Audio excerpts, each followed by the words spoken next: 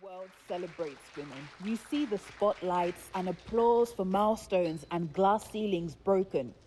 But behind the celebrations, many women will tell you how steep the climb can be. Just one maths teacher who couldn't understand why a black girl wanted extra classes. He couldn't understand why he should be wasting his time explaining modern maths to a Nigerian girl who was going to return back to Nigeria and get married and end up in the kitchen, because that was what he practically told me.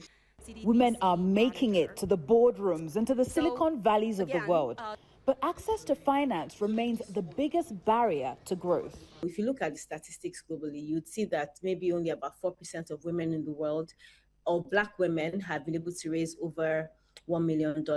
So the statistics don't lie. I've had instances where women get loans and it's the husbands that take it from them and the women are left to pay for that money. So we have a lot of cultural issues surrounding accessing funding. The way men run businesses and the way women operate in the marketplace is pretty different. The marketplace it's no respecter of gender.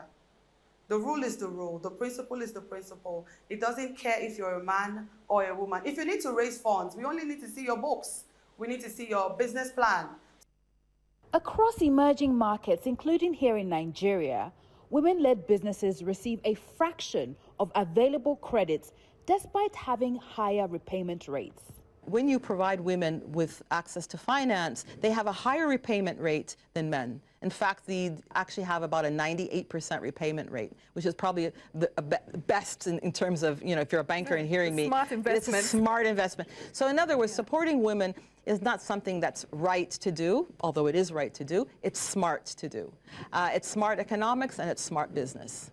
Despite these hurdles, women-owned businesses continue to rise. Empowering women in business is not symbolic, it's economic.